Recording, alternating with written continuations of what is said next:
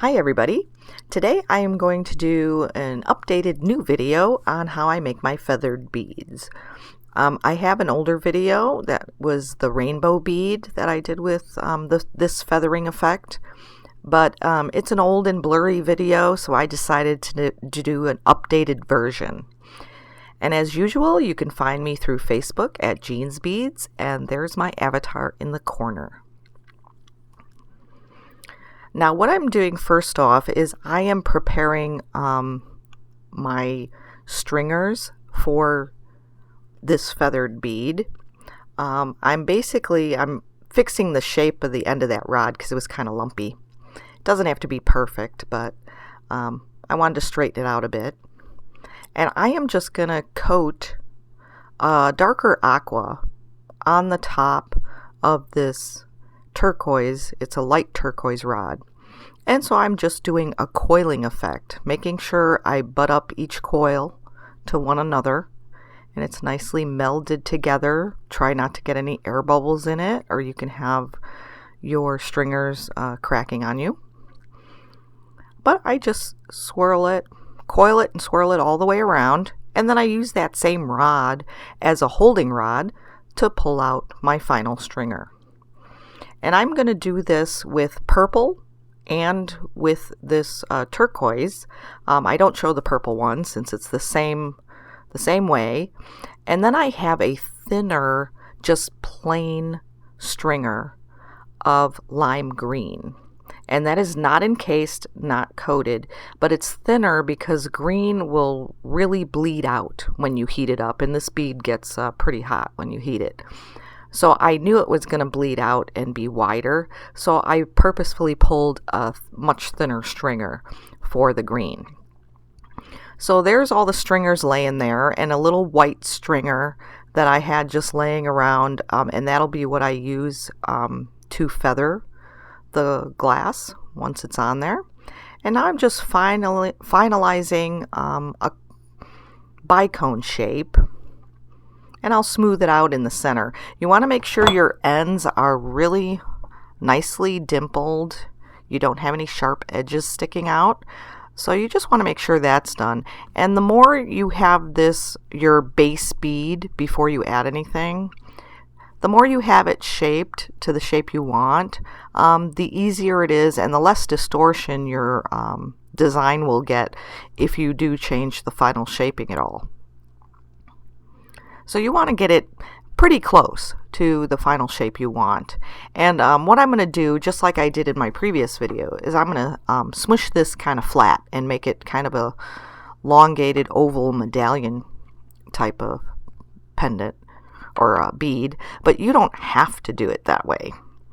So here's my base bead, and it's a rounded cone shape or bicone shape. And I'm going to start with purple on the end. And so I decided I wanted to do purple and then the green and then have the center part be the aqua.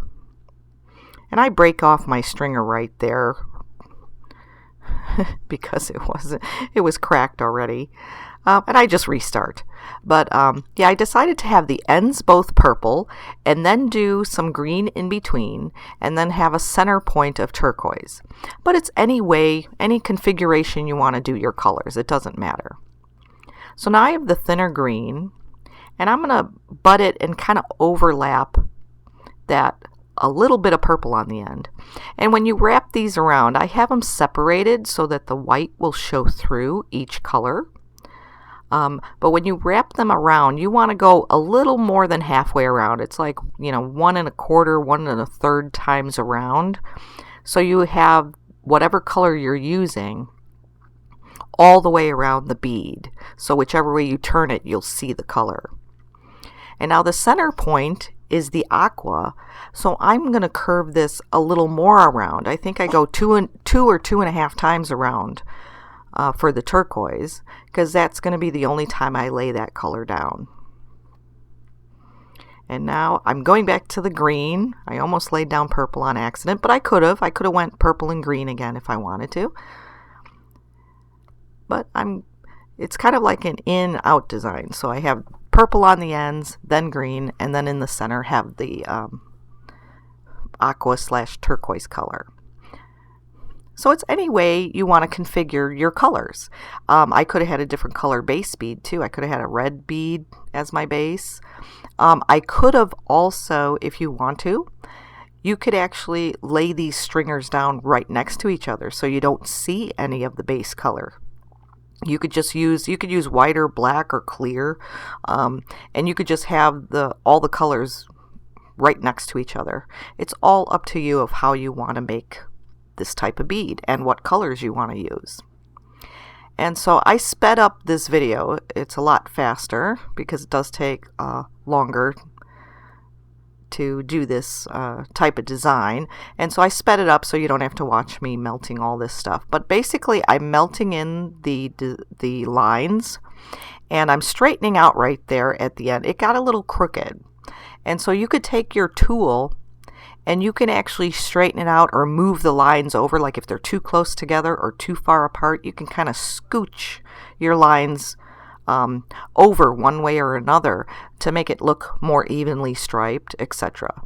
And then also right there were some little lumps where I had the two colors overlapping, where I just pulled it off because it was a little too much glass and it would have spread out too much there. And I pulled off those little raised lump sections, just a little bit of glass, so it wasn't so much. So now I'm melting this all down. And so as they melt, the stripes melt in, and then you see the white in between on the surface. And this is what I want for this particular bead. Doesn't have to be this way though. And then I redefine my shape a little bit. It doesn't have to be perfect because we are going to distort it a little more again when we actually feather it out. And this technique, it's an old school technique called wrap and rake. And I think a lot of soft glass people call, when you just swipe the glass in one direction, it's called raking. But if you go back and forth in both directions, left to right, right to left, it's called feathering. And so that's why I call this a feathered bead. And so basically, I heated up a section right along the mandrel. I'm using the mandrel as a guide to make a straight line. And then I gently touch the bead surface with my stringer, and I just pull across very gently. I'm not pushing down into the bead or anything. I'm just sliding it across pretty gently.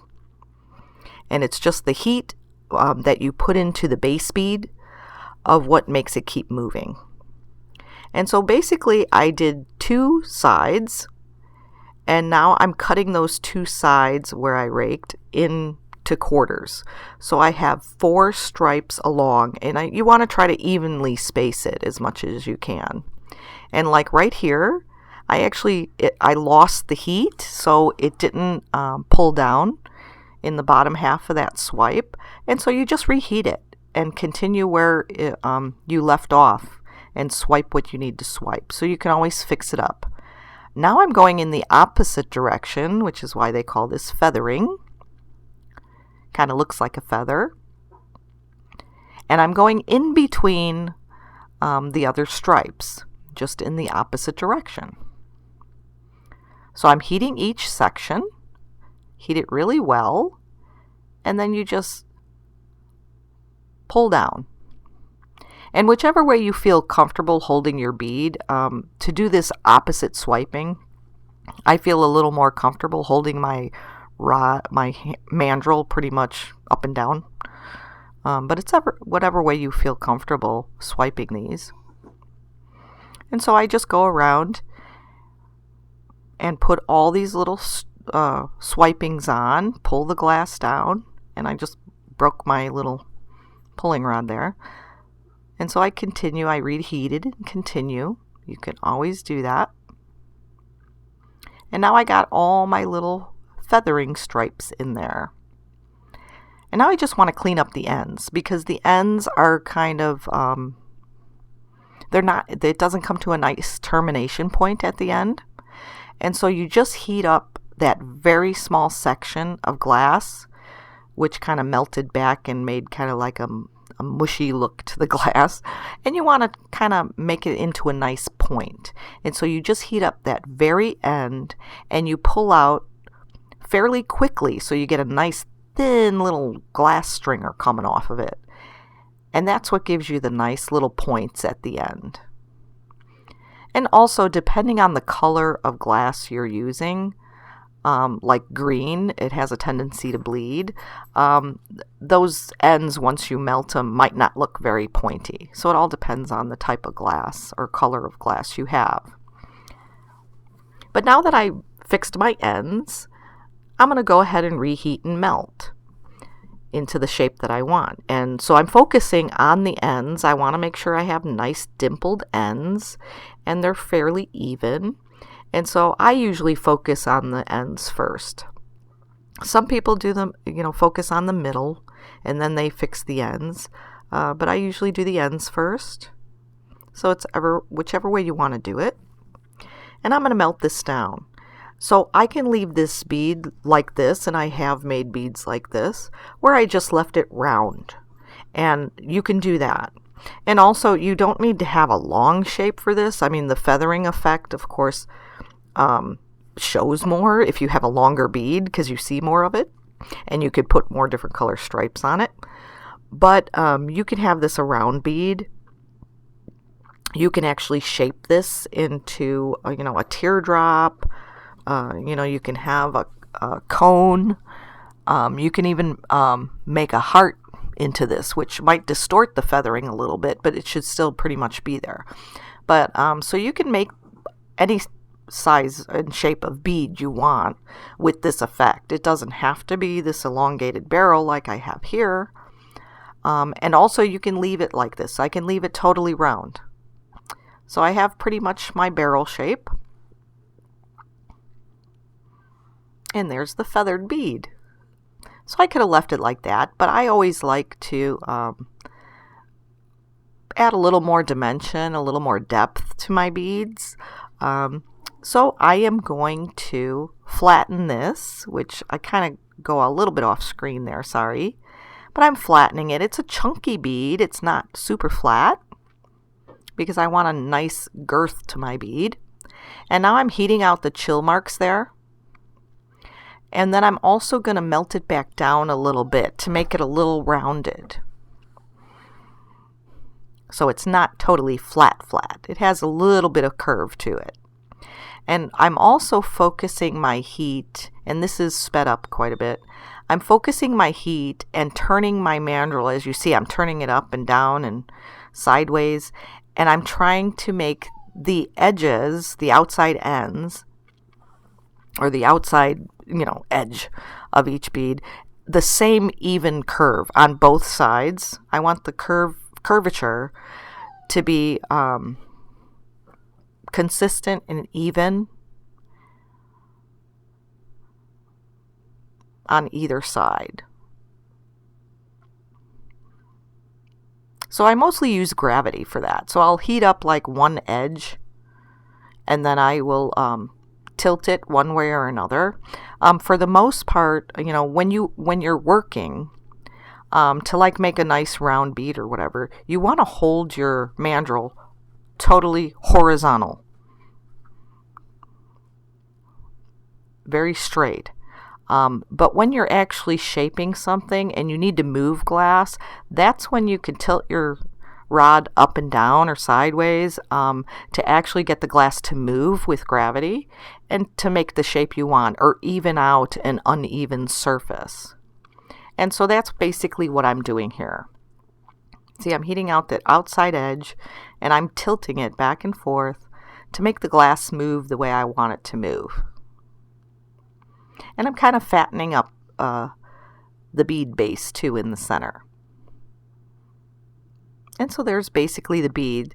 The green looks like a little yellow now. It looks a little lighter, but it's actually green. And you can see how it bled out. You see thicker green or yellowy looking sections in the center, and it kind of bleeds out on the edge. That's why I used a really thin green stringer. So now I'm adding lenses to the top of my feathered stripes on one side of the bead. And I'm starting with a big dot, and I'm slowly putting smaller and smaller dots along it. So it'll give it a little bit of texture uneven texture across the top, and it's also going to magnify those stripes underneath and give it some variance to the bead, so it doesn't look all evenly striped. It gives a little variance, and you see the magnification of the stripes, which is a kind of a really neat effect if you like that kind of thing. So now on the way back, I'm doing the same thing. I'm putting a fat lens there, and I'm going to go skinnier right back up to that other fat lens. So it kind of goes fat to skinny across one side and then fat to skinny across the other side. And basically my bead is done. I'll try to zoom in and show you here before I put it in the kiln. And that is the finished bead. Thanks so much for watching.